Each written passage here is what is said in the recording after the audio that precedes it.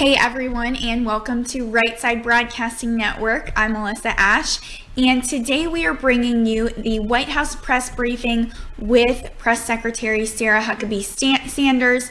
Now, it was supposed to start at 2, so it's a little behind. We're still waiting, so just stay tuned and hang in there with us. Now, it is expected, of course, that many of the reporters will ask her about Russia and about President Trump's stance with Russia and his press conference with Vladimir Putin, and if he was too soft with them. And of course, she will most likely avoid talking about this, but it may get asked time and time again. And also, President Trump just met with some Republican senators yesterday about tax reform, and so it's likely that she will talk about that as well. And I just kind of wanted to give you guys a background. You know, President Trump got a lot of backlash just about what he said when he was meeting with Vladimir Putin, and of course the press conference after. But I wanted to give you some background on other presidents meeting with Vladimir Putin. And I have an article for you guys from Business Insider, so I'm going to go through that a little bit, kind of just as we wait.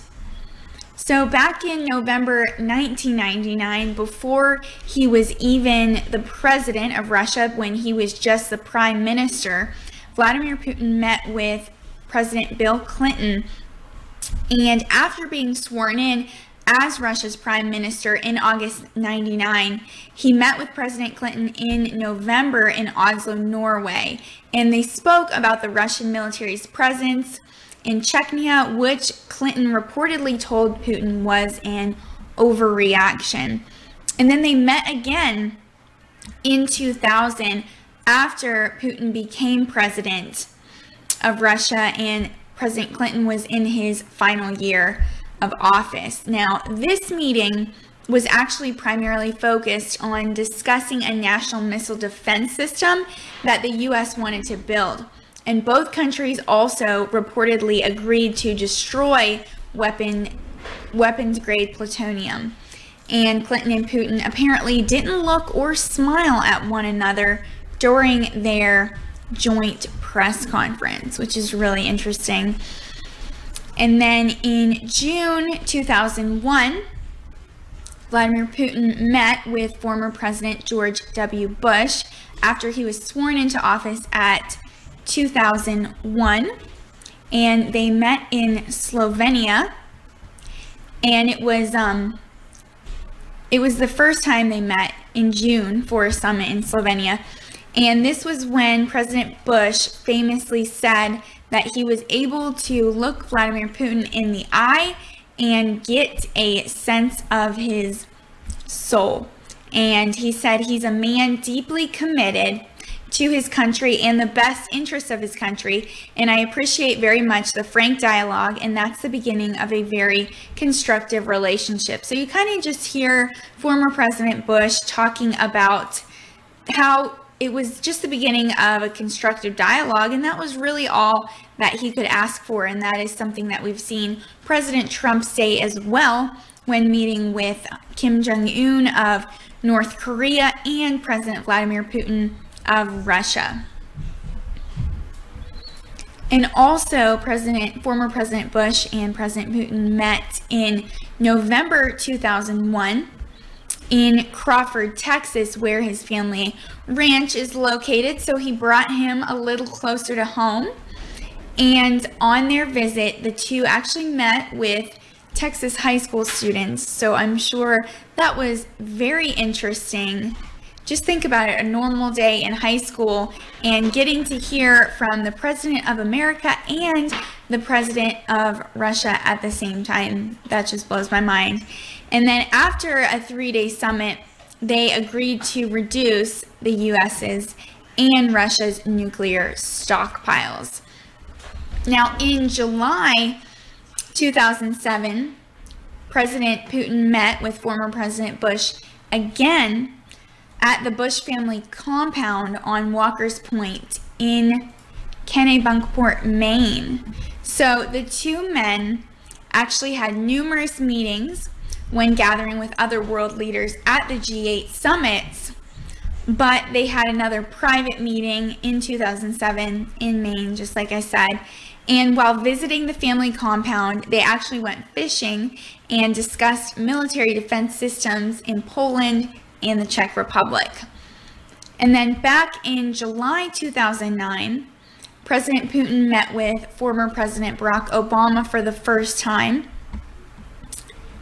And they met actually at, I believe they met, I'm looking, at possibly the White House, but Putin met with the recently sworn in Obama for the first time in July 2009, it was in Moscow actually.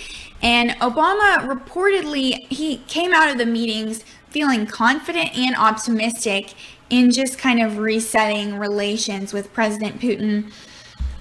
And Obama was quoted saying, "We think there's an excellent opportunity to put U.S.-Russian relations on a much stronger footing." And then the next year, the two signed the New START Treaty to reduce their country's nuclear weapons stockpiles. But after that, they were increasingly at odds.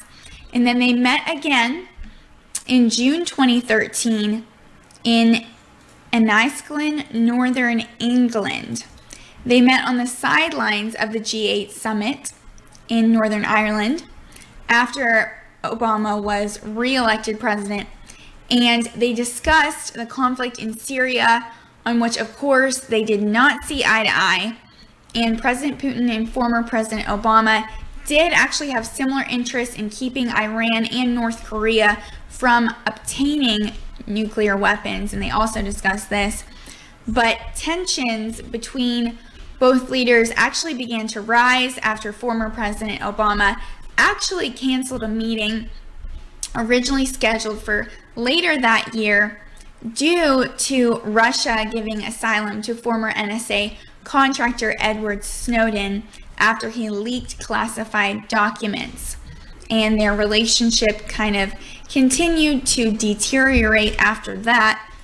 But they met again in June 2014 after Russia was kicked out of the G8 in 2014 for illegally annexing Crimea. And former President Obama and President Putin briefly spoke at the 70th anniversary of D-Day in Normandy about the ongoing situation in Ukraine, and it was actually one of several informal meetings the two leaders had as they crossed paths on the world stage for over 2 years. And another example was at the G20 summit in St. Petersburg in September 2013. Also, we just got a $100 donation, wow, from Tuesday's Gone, who just commented Trump. Thank you very much for that, Tuesday. We really appreciate that.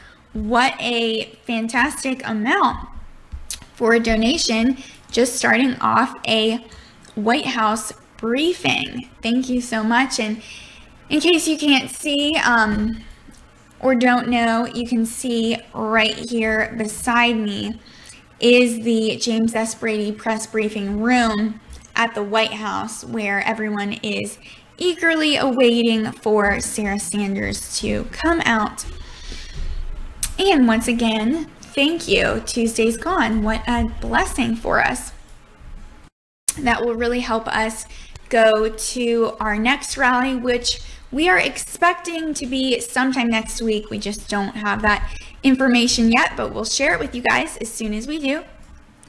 So then in September 2015, President Putin and former President Obama met again at the United Nations headquarters, and they reportedly discussed military action and involvement in Syria and Ukraine, and they didn't come to an agreement on either conflict.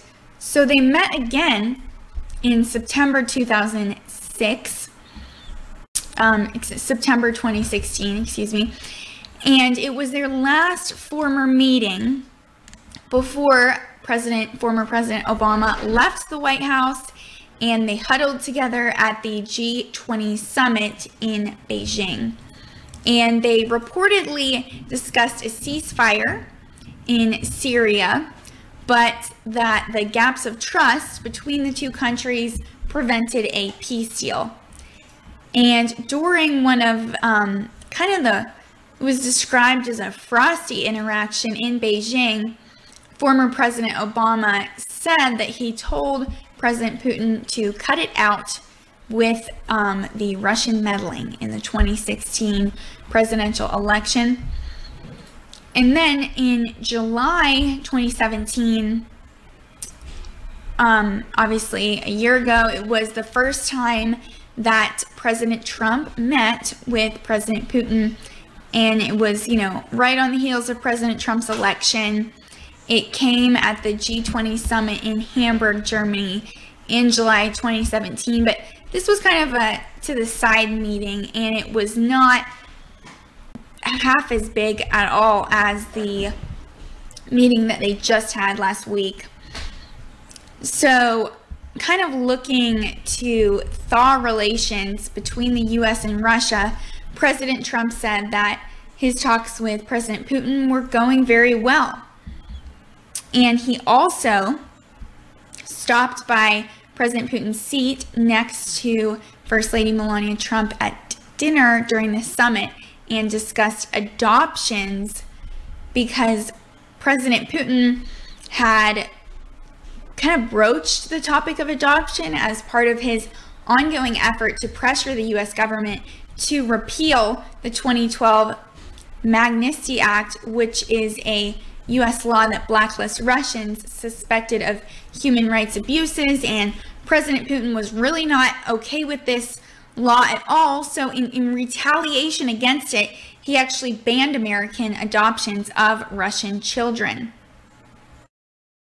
And then on the sidelines of the Asia-Pacific Economic Cooperation Summit, President Trump and President Putin met again, and this was back when President Trump said that he actually did believe President Putin when he said Russia didn't interfere in the 2016 US election. And Trump was quoted saying, he said he didn't meddle. He said he didn't meddle. I asked him again. You can only ask so many times. I just asked him again. He said he absolutely did not meddle in our election. He did not do what they are saying he did.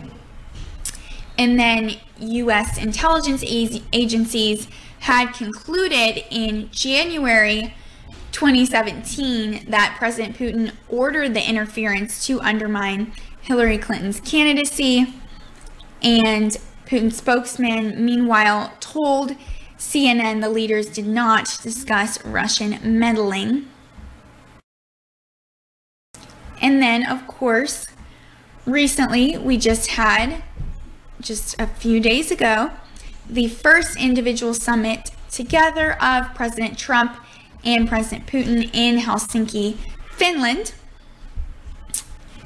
And during a joint press conference, President Trump shrugged off Russian election meddling in 2016. He casted doubt on the findings of his own intelligence agencies and attacked the special counsel's investigation into the Russian interference. But he has come back from this and said that he just had a word error. He said during the press conference, he said he did not see any reason why Russia would have meddled in the 2016 presidential election. But then coming back from that to the press yesterday, he said that what he meant to say was that he didn't see any reason why Russia wouldn't have been the one meddling. So that kind of fixed that. He had a lot of opposition from both sides of the aisle. A lot of tweets went out. Senator John McCain was very unhappy with him, and even one of his key supporters from the beginning, Newt Gingrich, And so there was just a lot of backlash there as well. And I'm checking right here. I want to hear your interaction as well, whether you want to chat here with a question, that's totally fine. Or if you want, you can also direct message me on Twitter, and I will see it immediately and it won't get lost in the chat. And that is at AlyssaRSBN.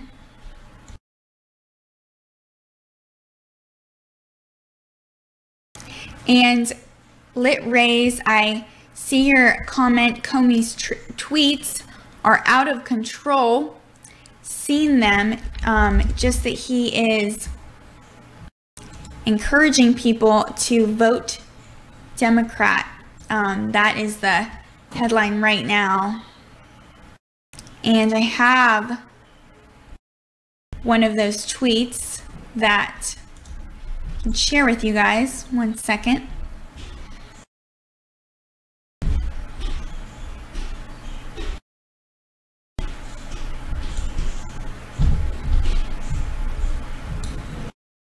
Okay, so former FBI Director James Comey said this Republican Congress has proven incapable of fulfilling the founders' design that ambition must counteract ambition.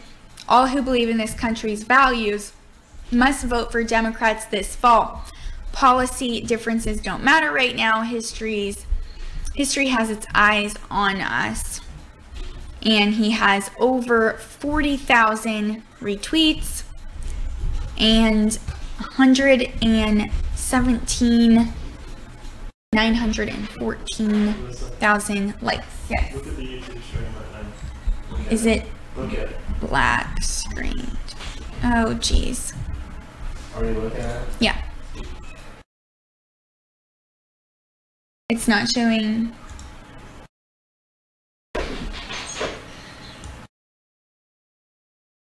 Mm-hmm.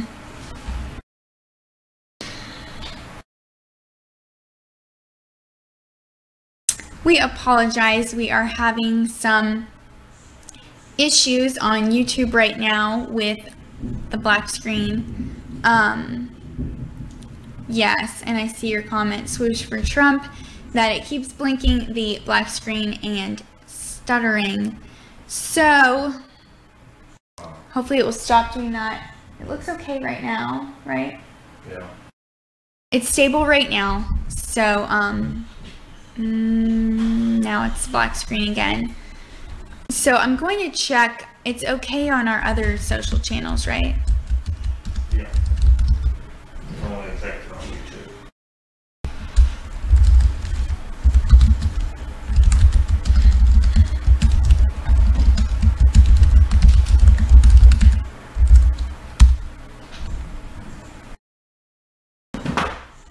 But I am checking Facebook as well, and also if it does continue to do this, please just head over to Facebook and watch our stream.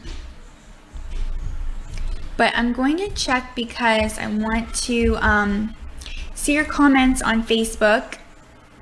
Don't want to neglect all of our Facebook viewers.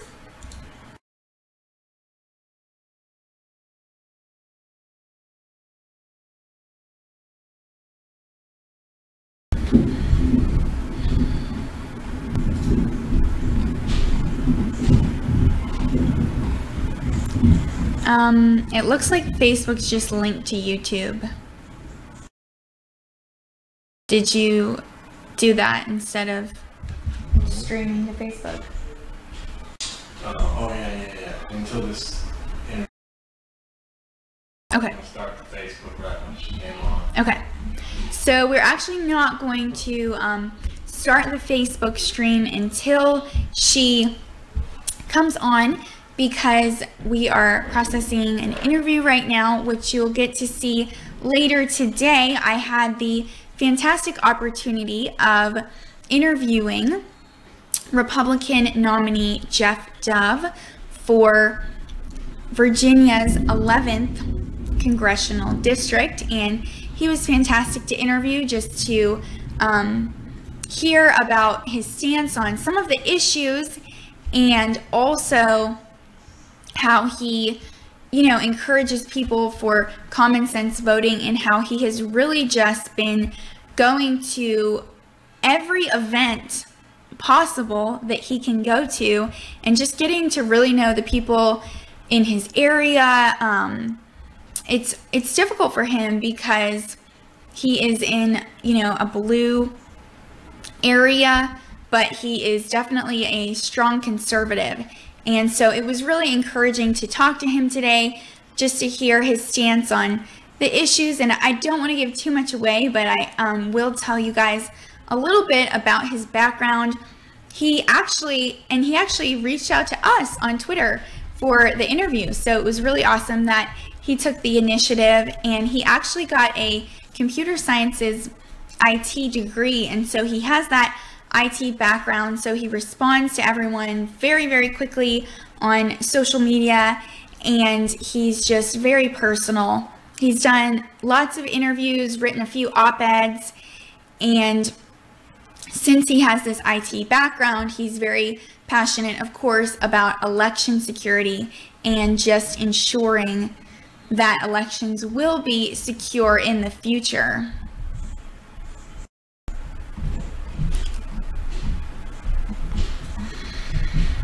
Okay, looks like our stream is okay right now. It just did it again. So if you guys could just please pray that it will go smoothly for this White House press briefing, that would be very appreciated. Again, we apologize for that. And I see your comment, GTO, Mama, Russia, Russia, Russia, not panning out. Next, China, China, China. I definitely hope not.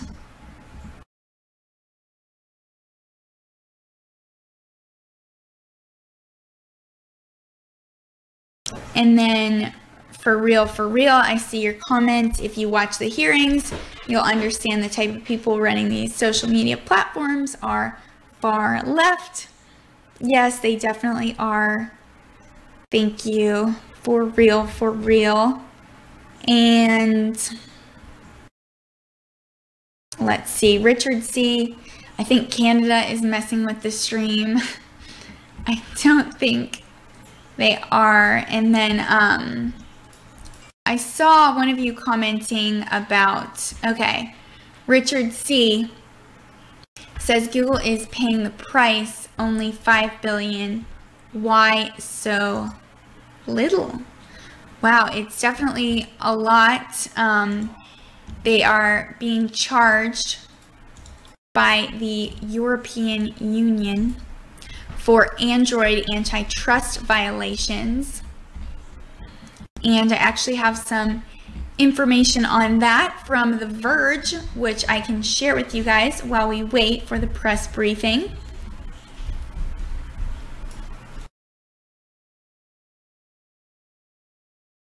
And this is something that could come up during the press briefing today. We'll see. So it just happened today, this morning. Google has been hit with a record-breaking 4.3 billion euros, which is $5 billion fine by EU regulators for breaking antitrust laws. Now, the European Commission says that Google has actually abused its Android market dominance in 3 key areas. Google has been bundling its search engine and Chrome apps into the operating system. Google has also blocked phone makers from creating devices that run forked versions of Android, and it made payments to certain large manufacturers and its mobile network operators to exclusively bundle the Google Search app on handsets. And it looks like I just got a message. So, checking on that. Also, shout out to Mr. D. Ebanks on Twitter for reminding me about this story today. Really appreciate you. I love getting news tips from you guys or things that I might not have seen. Thank you again very much for always keeping me informed and reminding me of things that I may have missed otherwise. So the European Commission now wants Google to bring its illegal conduct to an end in an effective manner within 90 days of the decision. And now that means Google will need to stop forcing manufacturers to pre-install Chrome and Google search in order to offer the Google Play Store on handsets.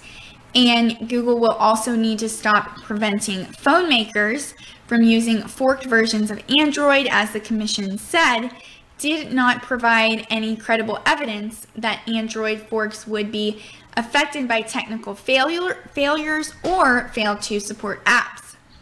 And Google's illegal payments for app bundling actually ceased in 2014 after the EU started to look into the issue. Now, of course, Google will appeal the EU decision. A Google spokesperson said in a statement to The Verge, Android has created more choice for everyone, not less. A vibrant ecosystem, rapid innovation, and lower prices are classic hallmarks of robust competition. We will appeal the Commission's decision. And Google is also warning that the EU's decision may actually affect the free business model of Android in the future. And the European Commission has been investigating Android more closely over the past year after rivals complained that Google has been abusing its market dominance in software that runs on smartphones. And we just got a $10 donation from Richard C. Thank you very much, who says, thanks for your channel. Really appreciate you, Richard. Thank you for that. So, like I said, the European Commission has been just investigating Android more closely over the past year after rivals complained. Good afternoon. And we are switching. A couple of announcements. The President will be traveling to Kansas City, Missouri next Tuesday, July 24th. He will address the Veterans of Foreign Wars 119th Annual Convention. President Trump is committed to our veterans and has worked to reform the VA and to ensure veterans are given the care and support they deserve.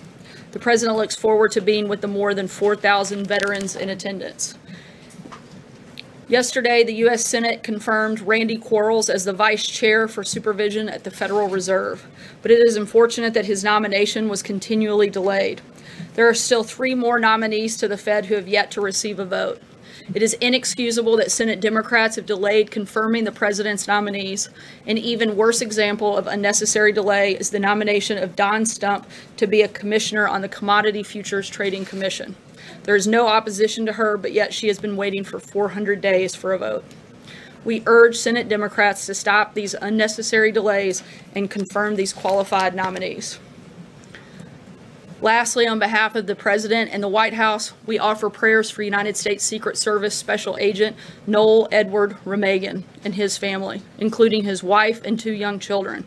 The Secret Service announced this morning that Agent Remagen suffered a stroke while on duty in Scotland last week and has tragically passed away. He was a 5-year veteran of the United States Marines and spent 19 years with the Secret Service. The President and the First Lady are deeply grateful for his lifetime of devotion to his country. And the men and women of the Secret Service make enormous sacrifices for our safety and security, and we are forever in their debt. And with that, I will take your questions. Major. Earlier, Cecilia asked the President, is Russia still targeting the U.S.? He said no. Is that what the President actually believes? Did he understand the question? And is his position that no, Russia is not doing anything to interfere or meddle in the 2018 election? I had a chance to speak with the president after those comments, and the president said thank you very much and was saying no to answering questions. The president and his administration are working very hard to make sure that Russia is unable to meddle in our elections, as they have done in the past and as we have stated. So he does believe it's going on. Well, since there's currently not an election today, not specifically, but we certainly believe that we are taking steps to make sure they can't do it again. Unlike previous administrations, this president is actually taking bold action and reform to make sure it doesn't happen again. But he does believe that they would target certainly U.S. elections again. Between the president and the DNI codes who said the red lights are blinking on this topic. No, as I just said, that's why we're taking steps to ensure that these things don't happen again. We wouldn't actually spend as much time and effort as we are if we didn't believe that they were still looking at us. From the beginning of his administration, President Trump has actually taken action to defend our election system from meddling and interference. I want to read through a few of the things that we're doing. In May of 2017, President Trump signed an executive order to strengthen and review the cybersecurity of our nation and its critical infrastructure. The Department of Homeland Security has taken the lead in working with all 50 states, local governments, and private companies to improve election security. DHS has increased coordination among all election partners. 34 states, 52 county and local governments, and 5 election companies receive cybersecurity scans regularly from DHS. DHS plans to provide on-site risk and vulnerability assessments to all states that request it. So far, 18 states have requested this assessment. A new pilot program was launched to increase rapid response capabilities on Election Day, and in 2017, on-site cybersecurity support was provided. In March of 2018, Congress provided the Election Assistance Commission with $380 million in funding for election assistance grants to states. These are steps that we've taken to prevent it from happening. These are steps that we've taken because we see that there's a threat there. Cecilia. Thank you, Sarah. I just want to clarify what you just said. Dan Coates said point blank, the threat is still ongoing from Russia. Does this White House believe that currently this threat is still ongoing? Certainly, like I just said, we believe that the threat still exists, which is why we are taking steps to prevent it. Again, you wouldn't go through that lengthy process if you weren't. The president yesterday clarified his comments from his press conference Monday with Vladimir Putin. Does the president stand by all of his other public comments on the trip, including his comments in an interview criticizing Theresa May's handling of the Brexit negotiations, his comments that Russia controlled Germany over that pipeline, and other comments in that press conference Monday where he continued to cast doubt on the intelligence committee's assessment of Russian meddling in the 2016 election? Does he stand by all of those? Again, the president saw a need to clarify the position. He saw how his comments were being interpreted. He looked at the transcript and clarified those comments. And sir, does the White House have any response to the arrest and indictment of a Russian national who's accused of trying to infiltrate American political organizations, purely on the right, to try to influence American politics? Certainly, we're looking at that, but just to clarify, I know that there was massive media hysteria yesterday over confusion between that individual and a White House staffer, which I think shows, frankly, the outrageousness and the just desire to find the negative in everything that this president does. Just because somebody was simply redheaded, they were accused of being some sort of spy for Russia. I think that this has gotten totally out of control. You guys need to take a little bit of a step back, slow down, and quit going after the Trump administration on every single thing that takes place. You have no response to the indictment. Do you have a response to the media? I said we're looking at it, but this is a lengthy process. We're going through it. However, I do have a response to the fact that simply because somebody had the same hair color, they were accused of being a Russian spy by a large number of people, frankly, in this room. Roberta. The President today and the Secretary of State both spoke about progress being made in trade talks with Mexico. And I'm wondering whether trilateral talks with Mexico and Canada and also the bilateral talks with Canada are effectively off the table for now. Is the administration choosing to go with Mexico where they see if there's progress in forget about the trilateral approach? We're continuing both of those tracks.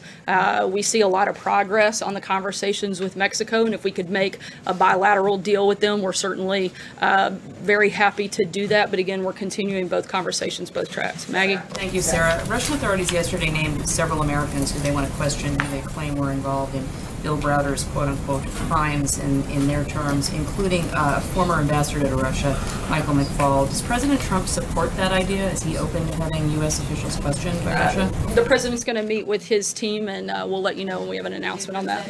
For a second, is that a topic that came up in their conversation? Did President Putin raise this with President Trump? There was some conversation about it, but there wasn't a commitment made on behalf of the United States, and the president will work with his team, and we'll let you know if there's an announcement on that front. Blake? Thank you, Sarah. The president earlier today said that there could be, quote, tremendous retribution for the European Union if there's not a deal struck on auto imports. In the past, he has talked about potentially putting a tariff up to 20%. Is that what he meant today by tremendous retribution, or is it possible he goes even beyond that? Certainly that's an option on the table that the president is considering, but we are in the investigation process right now, and we'll let you know when we have an announcement. Yemi? You brought up the Fed. The Beige Book just came out, which is anecdotes from across the country of what's happening with the economy. Here's some of the headlines. Manufacturers are concerned about tariffs. They're dealing with higher prices because of trade. Tariffs are increasing metal prices, and ag prices have fallen because of Chinese tariffs. It's not necessarily a rosy picture with the tariff situation. Your response to those headlines would be what? The president is focused on long-term economic principles. We have one of the strongest economies that we've had in decades. He continues to look for ways to help protect American workers, and he's going to continue to do that on a number of different fronts in a number of different ways. Again, this is short-term, and the president hopes to open up a number of different markets and to create a more playing trade field across the globe. Yumi? Hi, Sarah. Two questions. The first one, in Finland, President Trump, when talking about the stances of the U.S. intelligence community and of Russia, he said, quote, that I have confidence in both parties. After a young woman was killed in Charlottesville, Virginia, after protesting neo-Nazis, he said, I think there's blame on both sides. Some people see this as a president continuously making false equivalences. What do you say to that criticism? I would not compare the two situations. The president, I think, said exactly what he thought yesterday in his remarks, and I would refer you back to those. Josh? Sorry, go ahead. And also, does the president see the interference in the 2016 election and possibly in the midterms as an attack on democracy, American democracy? The Secretary for Homeland Security said that it was an attack on American democracy, but the president said that the Democrats are weak, that Republicans basically had better systems. Does he see it as an issue of American democracy or just his opponents being attacked? Again, the president thinks that we have to focus on securing our election integrity and our election systems, which is why he has spent so much time with his administration making sure that this doesn't happen again. Let's not forget that this didn't happen under President Trump's watch. This happened under the Obama administration. We're taking steps. We're making bold reforms to try to fix this and make sure it never happens again, because we take it seriously and because we recognize that our election system are incredibly important and is certainly a cornerstone of our democracy. Josh? The president spent 2 hours. The president spent 2 hours and 10 minutes with Vladimir Putin. Was there a deal made on Syria? Was there a deal made on anything? Can you give us any sense of what came out of that meeting?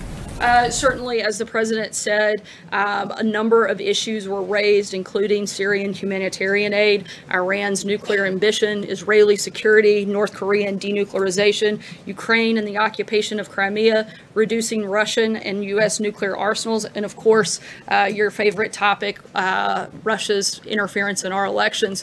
All of these issues were talked about. This is the beginning of the dialogue with Russia and our administration and theirs, and we're going to continue working through those things. But those were all of the topics, and certainly probably others that were covered. Follow up on a number of issues, from the annexing of Crimea to election meddling. The president seems to have spent more time criticizing his predecessor, Barack Obama, for letting it happen in his telling than Vladimir Putin. Do you have any sense why the president has not been more critical of Putin for some of these events that the entire world stage has really gone after him about?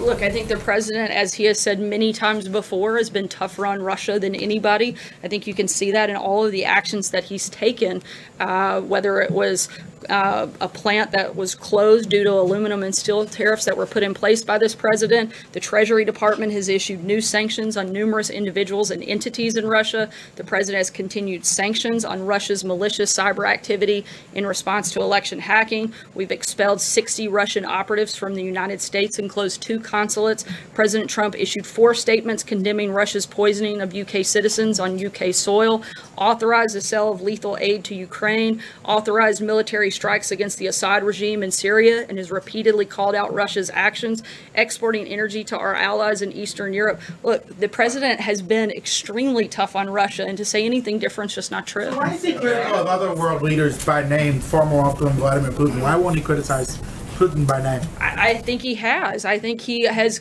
called them out for interfering our election. He's been tough on Russia repeatedly, and he's taken action against Russia on a number of fronts that I just listed off. Like Monday, when he was beside him on Monday, though, why wasn't he critical of Vladimir Putin's actions? Look, they had a number of conversations. The president discussed some of these things directly, face-to-face with Vladimir Putin. He addressed him again yesterday. The president also sees this as an opportunity, as he said many times, to be able to work with Russia.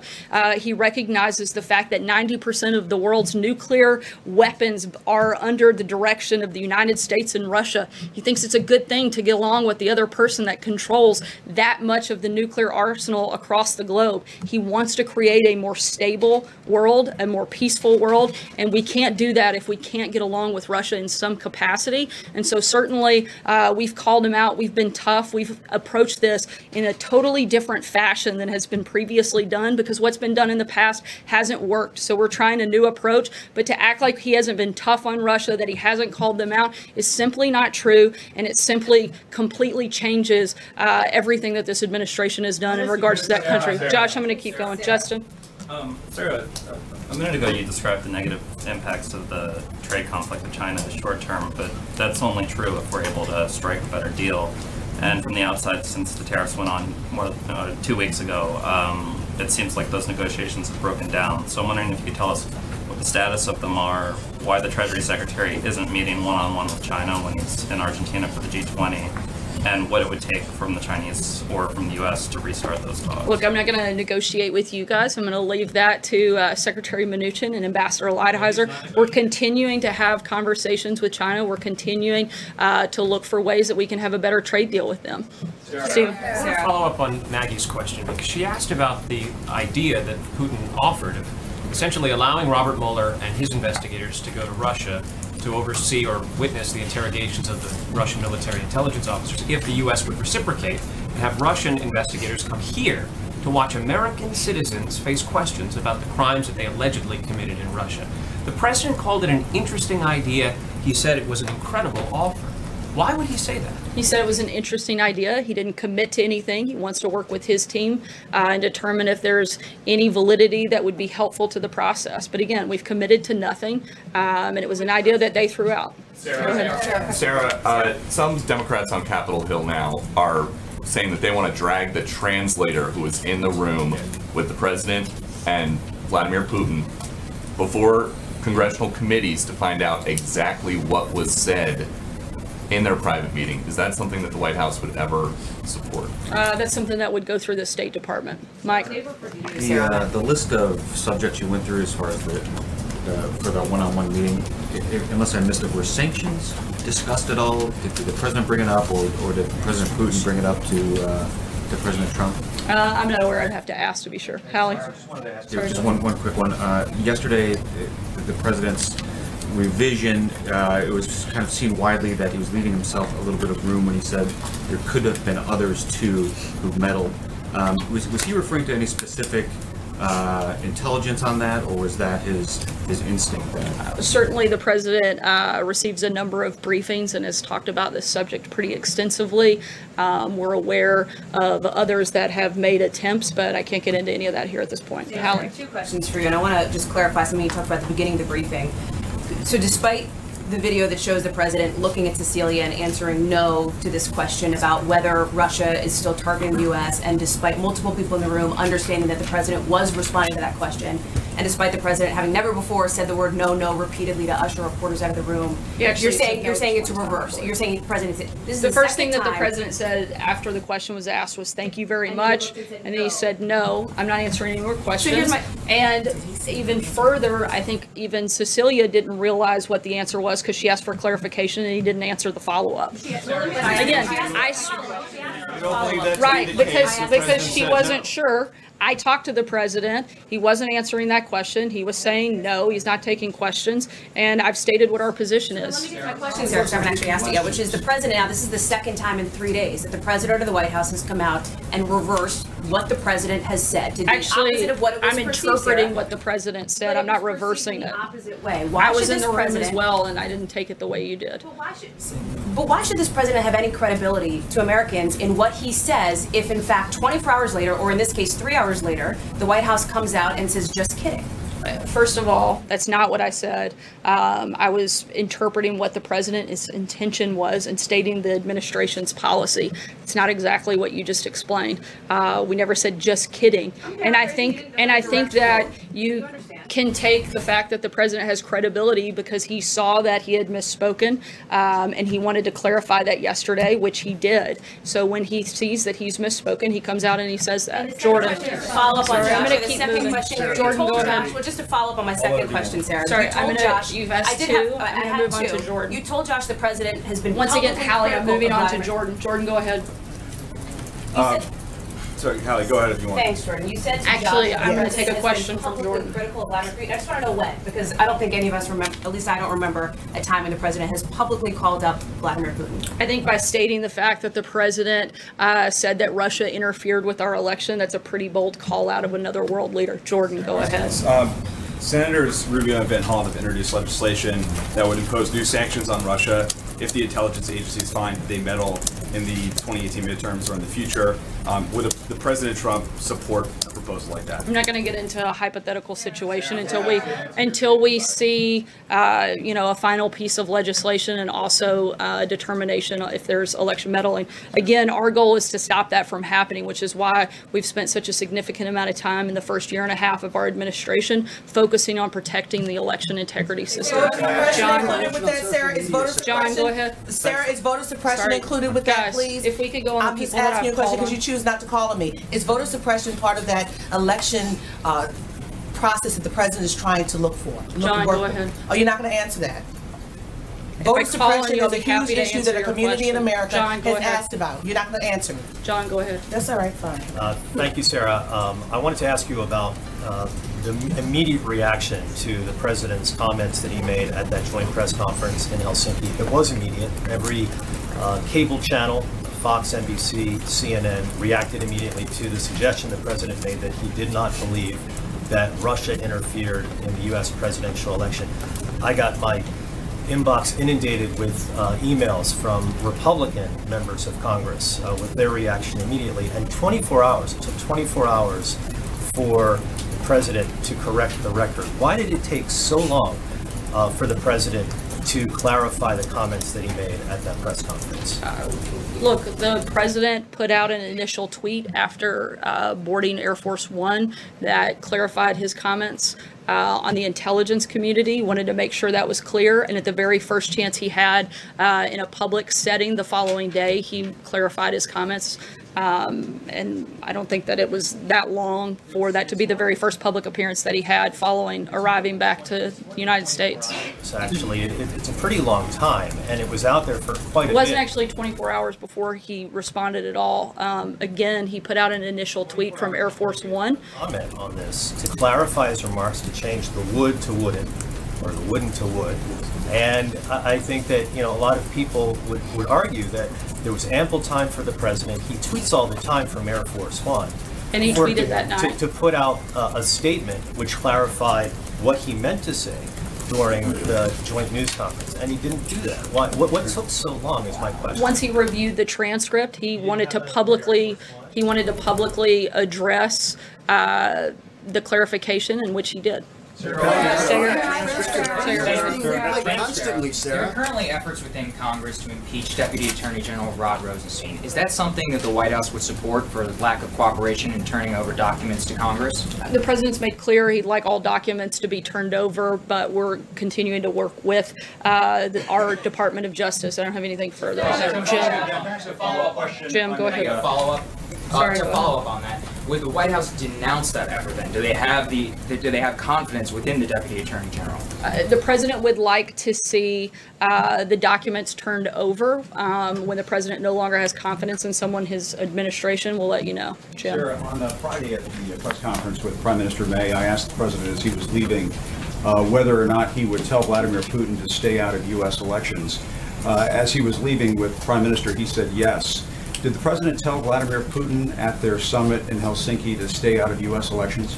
Certainly the president, as both he and President Putin said, discussed election meddling. I think we've made very clear what our position is on that front. You're saying that they discussed election meddling, but did the president of the United States tell the president of Russia to stay out of U.S. elections? The president has made clear to Vladimir Putin that he should stay out of U.S. elections. Sorry, I'm going to keep moving.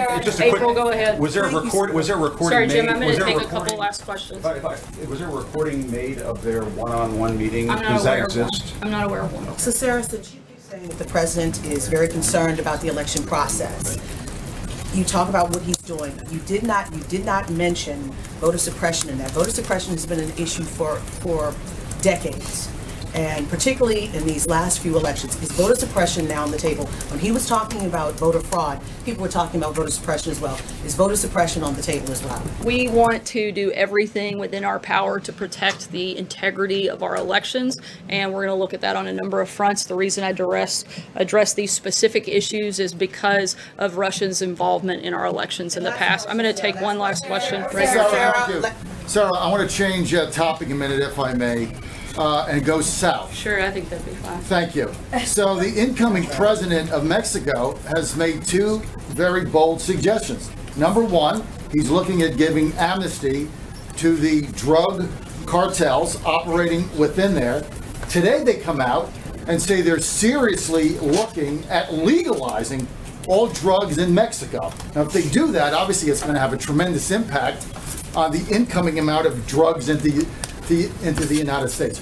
What is the president's position on that, and are they going to do anything to stop that from happening in Mexico? Certainly, we're going to continue engaging with our Mexican partners. I don't have a specific policy announcement on that front. However, I can say that we would not support the legalization of all drugs anywhere, and certainly wouldn't want to do anything that would allow more drugs to come into this country. Thanks so much. Have a great day. Sarah, what's the administration?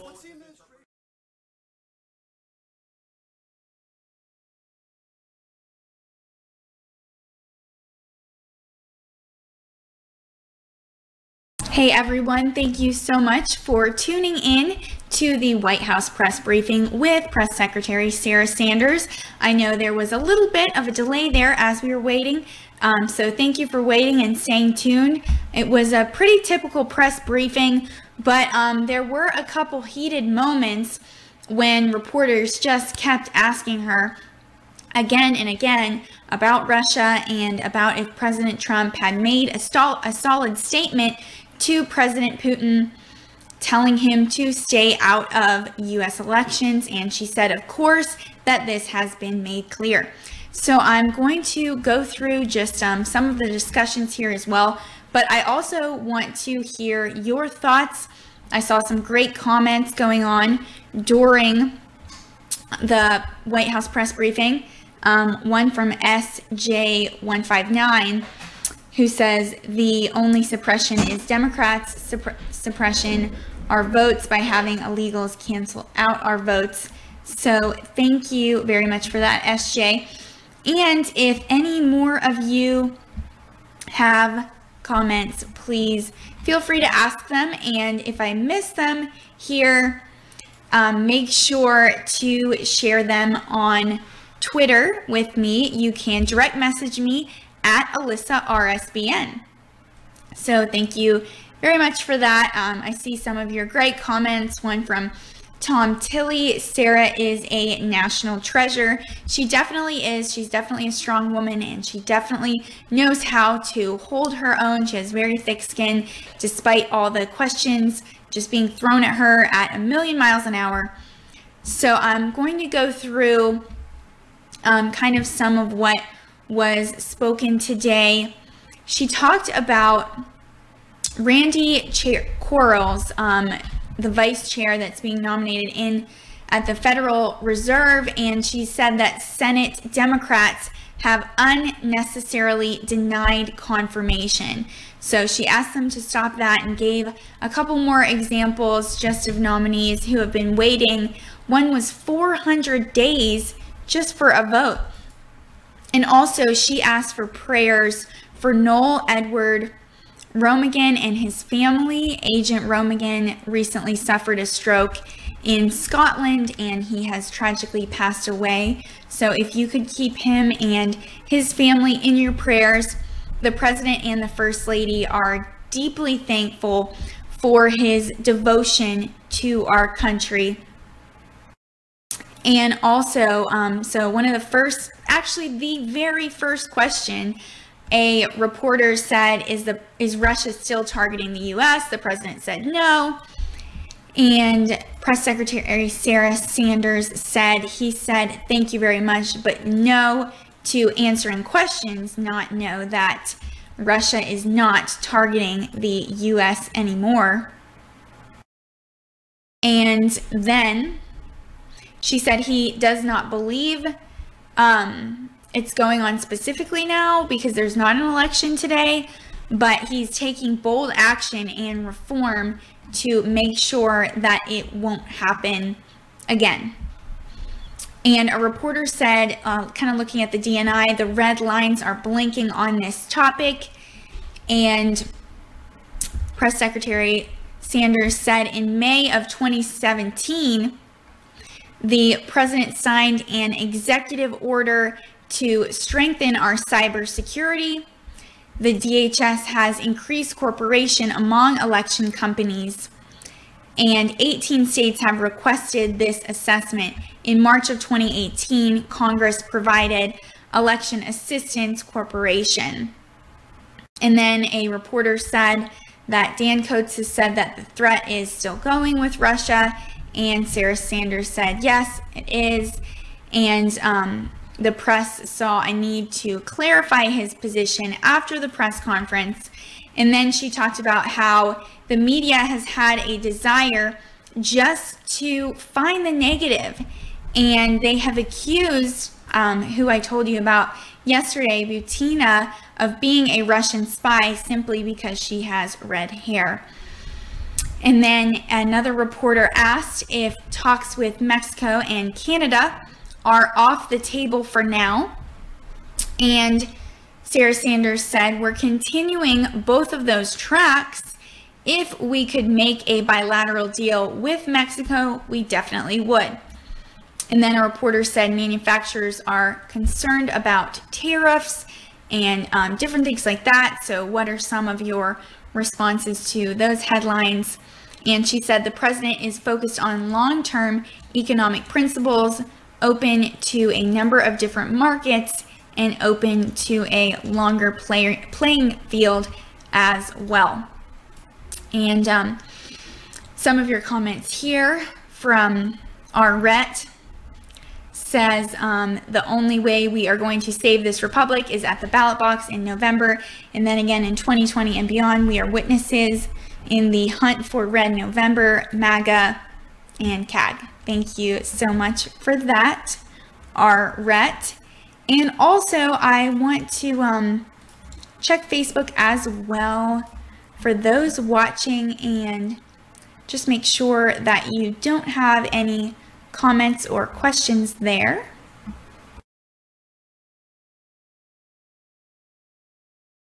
Okay, a lot of you over here on Facebook, hey, how is everyone doing? Saying that you love Sarah, you respect her, God is in control. Thank you for that. And I'm going to bring this up just to see all of your comments.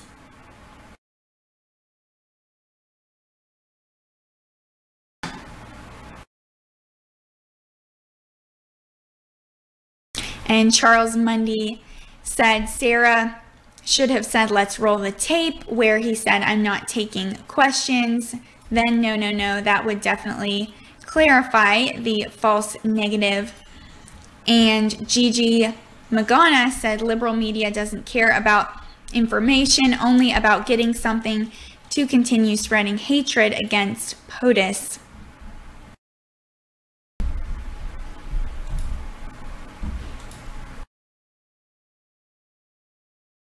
And Juan Butello said whatever Sarah is getting paid, she deserves a lot more.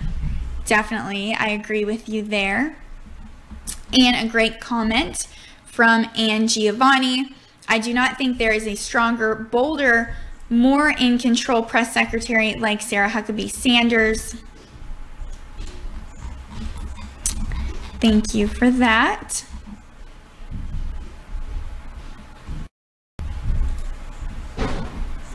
And Tallman West Palm said over here on YouTube, I like the idea of blue thumb ink like other countries, preventing multiple voter fraud. How can the D say that is voter suppression? And you saw that reporter that just kept aggressively asking about voter suppression. And Sarah Huckabee Sanders did not, answer her at first because she was waiting to answer another reporter. But then she finally got to her and she did get to ask her question, which I will get to soon. It was a little later. And we just got a $10 donation from Rick Moore. Thank you very much for that. We really appreciate your donations here at Right Side, and that is how we are able to travel to the different rallies. And while we're on the subject of donations, I'm going to tell you guys real quick the different ways you can do it. In case you're new to Right Side, welcome. We are so glad to have you here. And we don't ask for donations just to do it or fund ourselves or anything. We actually travel to political rallies all around the country, all of Trump's rallies we attend, and we show the crowds. And that's actually how Right Side got famous, was by showing the crowds. And we actually helped President Trump get elected in office. So we go to these rallies and we get to know the supporters. It's a very long day. We get there the day before, we do a pre-show, and then we stream all day during the rally. Sometimes it can be up to 12 hours or more, and then we do a post-show as well. So it is definitely a lot of fun, and we're really thankful that we're able to do that. And we also have, just a small handful of employees that are paid and supported through your donations. So we are very thankful for that. And I'm going to tell you guys the different ways. So one of them, the super easy ways that you just saw, Rick Moore donated, and Tuesday's Gone gave a great donation at the beginning of the broadcast. You can just click the super chat, the $sign right here on YouTube, and donate, and you'll see your name come up in a bright color, and you're able to leave a comment that I will read to the whole world as long as it's, appropriate. And YouTube actually does get to keep about 30% of that, and we keep the other 70. So we don't get to keep the entire donation. But if you would like to make it possible for us to keep more of it, I'll show you guys where you can actually donate on our website. You can see this top red bar here, and you just click donate. And then if you're donating through PayPal with a debit or credit card, you can just click the link right here. It'll take you to the page, and you just enter the amount, your information, and billing address. and then your contact information as well. And if you actually want to become a monthly donor, you can become a patron and donate on Patreon, which is, like I said, where you can become a patron and you can get fun things like hats, stickers, t-shirts, mugs, pens and pencils, just different things that say Right Side Broadcasting Network, so that you're able to remember us throughout the day and remember to donate. And of course, there are different levels ranging all the way from an entry level to the all access level, which is when you're actually donating $500 or more.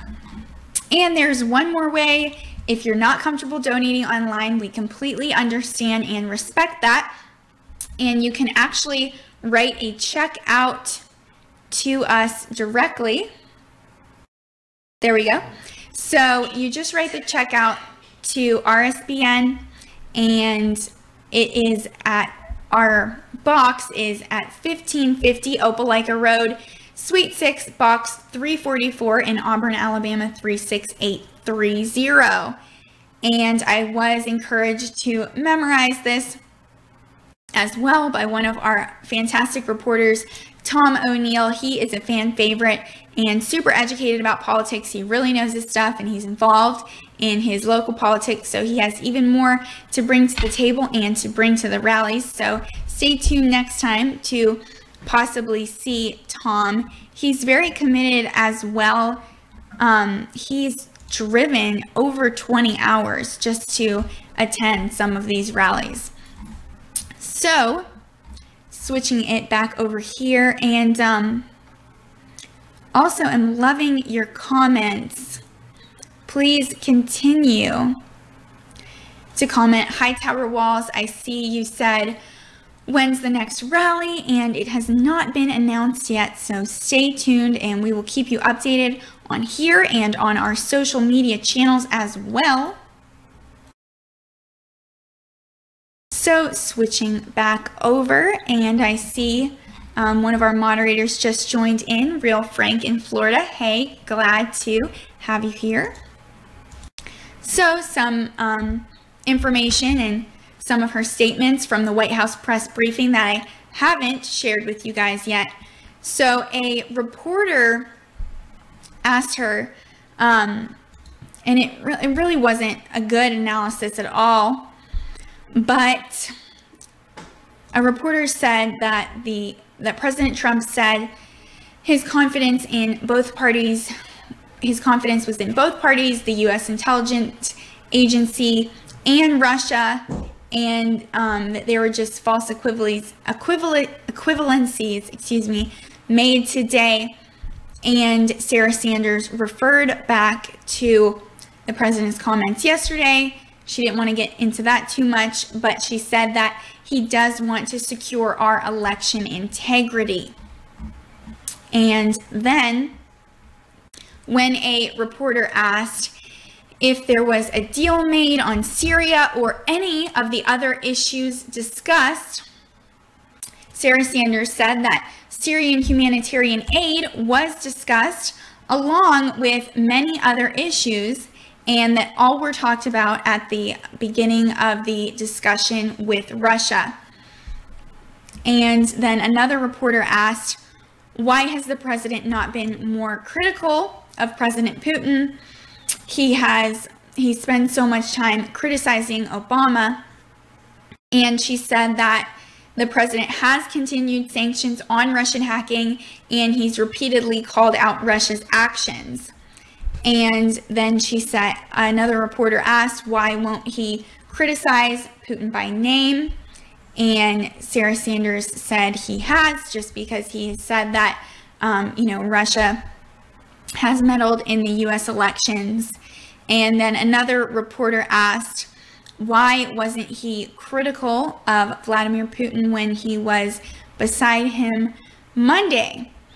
And Sarah Sanders was really strong in this. She said he sees this as an opportunity to work with Russia, and he wants to get along with a leader that controls so much of the nuclear code, because as you know, together the US and Russia have 90% of nuclear weapons in the world. And she said that what's been done in the past has not worked, so they are trying a new approach while still coming down hard on Russia.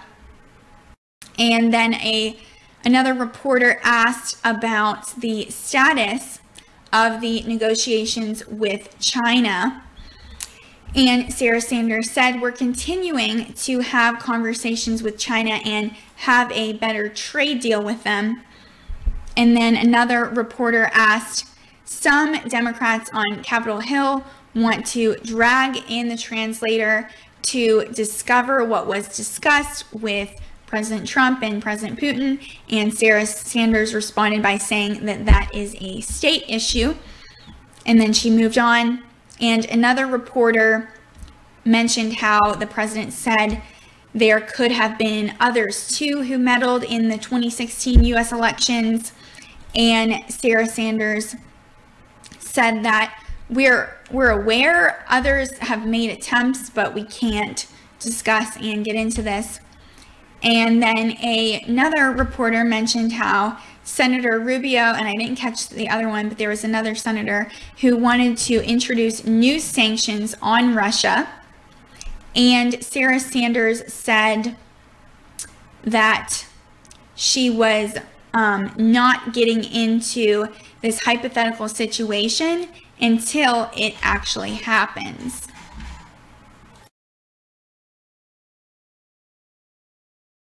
And yes, I see your comment on Facebook, Linda Kern-Hoyer, who says, what a joke. I looked at the video and I can easily see where he answered no to not taking questions. Yes, thank you, Linda. And backing up a little bit. So another reporter asked about the immediate reaction to President Trump's comments in Helsinki, and he asked, why did it take so long for the president to correct the record? And Sarah Sanders said that immediately he put out another tweet correcting his statements on the intelligence agency, that he did have confidence in them, but then of course he was traveling back to the United States, so he, wasn't home right away from the other side of the world, and had to just take a moment before giving his little press conference about just, his remarks and saying what he actually meant to say. And also, I want to share with you guys that tweet that the president sent out from Air Force One.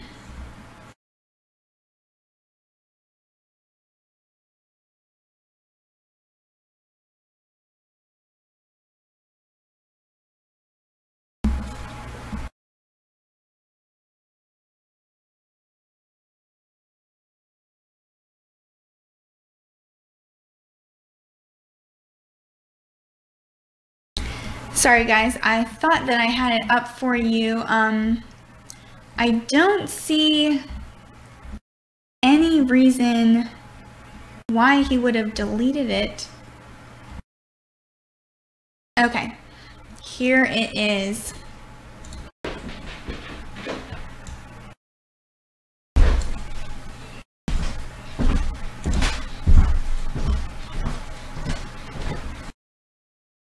Okay, should be coming up for you guys. Sorry, I don't think you are seeing it yet.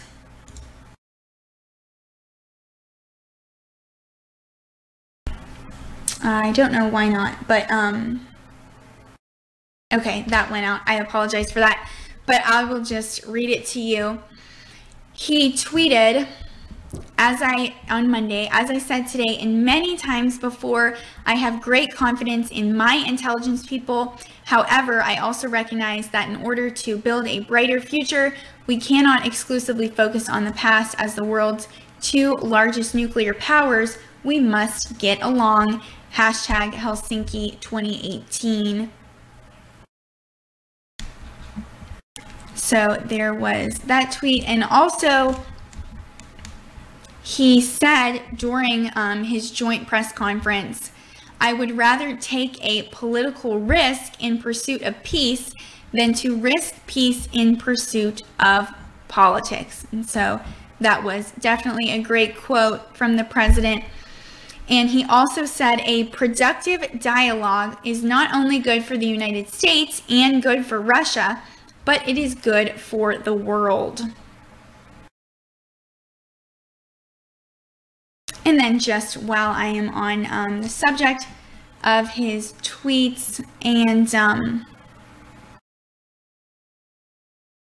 hold on, I'm going to try real quick to share this with you guys.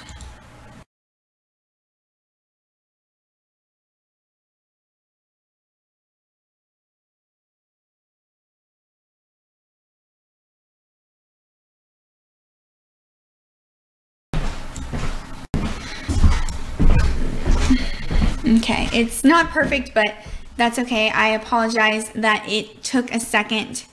So he also said, "I had a great meeting with NATO. They have paid $33 billion more and will pay hundreds of billions of dollars more in the future. Only because of me, NATO was weak, but now it's strong again, bad for Russia. The media only says that I was rude to leaders, never mentions the money." And then he also tweeted out, "The meeting between President Putin and myself was a great success, except in the fake news media."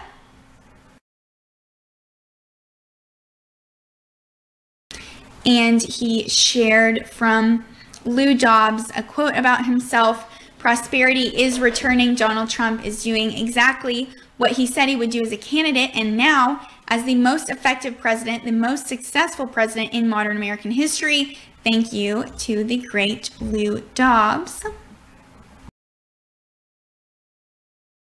And then, of course, he has been very active on Twitter since then, also endorsing Brian Kemp running for governor of Georgia. He says Brian Kemp is running for governor of the great state of Georgia. The primary is on Tuesday. Brian is tough on crime, strong on the border and illegal immigration. He loves our military and our vets and protects our Second Amendment. I give him my full and total endorsement. And he never stops. He is always endorsing people and just really gets to know the people in every area that he goes to. So kind of going back to the press conference, and I will make sure there are no questions that I missed here or interesting comments. I see your comment, SR Vent Surfs. FBI told the DNC that hackers were trying to infiltrate them, and the DNC refused help from the FBI because they are crooked. Yes, thank you for that. And also a few other things that were discussed today during the press conference. So a reporter asked Press Secretary Sarah Sanders, would the White House denounce efforts, or do they have confidence in Rod Rosenstein? And she said that they want the documents turned in, but they're not going to talk about who they have confidence in and who they do not. And then also another reporter asked, did President Trump tell President Putin to stay out of the elections? And she said that this has been clear. And also that reporter that I was mentioning earlier to you guys that kept talking about voter suppression said voter suppression has been an issue for decades. Is this on the table as well? And Sarah Sanders said we will look at it on a number of fronts. And then another reporter, the last question said that the incoming president of Mexico is looking at giving amnesty to drug cartels operating within what's the president's position. And she said that she didn't that just certainly that they would continue engaging with their Mexican partners. So I wanted to thank you guys all for watching and tuning in, and remember that if you have a question, even if it's not during a broadcast, I would love to hear from you guys. I love interacting with you. It's my favorite part of my job. So please message me on Twitter at AlyssaRSBN and at AlyssaRSBN, excuse me, and stay tuned later today to see my interview with Republican nominee Geoff Dove from Virginia. And I hope that you all have a fantastic day and that you enjoyed this stream. See you soon.